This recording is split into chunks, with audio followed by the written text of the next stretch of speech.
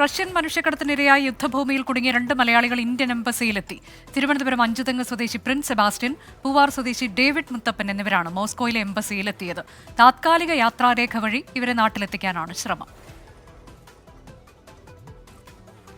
എംബസിയിൽ നിന്ന് വന്നിട്ടുണ്ട് കേട്ടോ നമ്മള്. അപ്പോൾ നമ്മളത് പേപ്പറൊക്കെ വാങ്ങിച്ചു കേട്ടോ. പേപ്പറും ഫോട്ടോ അതൊക്കെ വാങ്ങിച്ചായിരുന്നു. നമ്മളെ ഫോമൊക്കെ പൂരിച്ച് കൊടുത്തിട്ടുണ്ട്.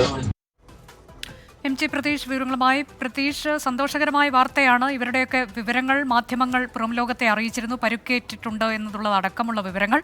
ഇപ്പോൾ ഇവർക്ക് ഇങ്ങോട്ടേക്ക് തിരികെ എത്താനുള്ള വഴി തെളിഞ്ഞു എന്നുള്ളതാണോ? മറ്റുള്ളവരുടെ കാര്യത്തിൽ എന്താണ്? അനുജ, റഷ്യൻ മനുഷ്യക്കടത്തിൽ കുടുങ്ങിയ മലയാളികൾക്ക് തിരികെ നാട്ടിലെത്താനുള്ള വഴി തെളിയുന്നു എന്നതാണ് നമുക്ക് ഈ മണിക്കൂറിൽ ലഭ്യമാകുന്ന വിവരം. അഞ്ചുതെങ്ങിൽ നിന്ന് 3 യുവാക്കളാണ് റഷ്യൻ മനുഷ്യക്കടത്തിൽ അകപ്പെട്ടത്. ഇതിൽ പ്രിൻസ് സെബാസ്റ്റ്യൻ ആണ് ഈ മോസ്കോയിലെ ഇന്ത്യൻ എംബസിയിലെത്തിയ ഒരാൾ. മറ്റൊരാൾ പൂവാർ സ്വദേശിയായ ഡേവിഡ് മുത്തപ്പനാണ്. ഇവർ രണ്ടുപേരും ഇന്ന് ഇന്ത്യൻ എംബസിയിലെത്തി യാത്രാരേഖകൾ അടക്കം നൽകിയിട്ടുണ്ട്.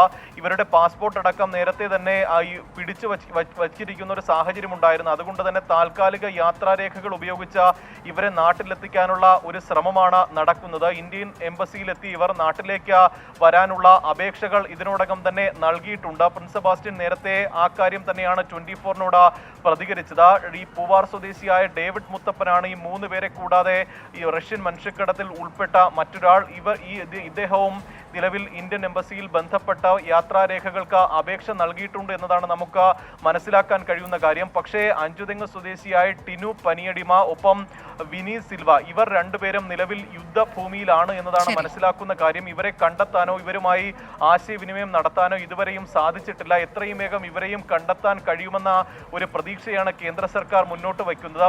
മറ്റ് രണ്ടുപേരെയും എത്രയും വേഗം നാട്ടിലെത്തിക്കുമെന്നതാണ് നമുക്ക് ലഭ്യമാകുന്ന വിവരം.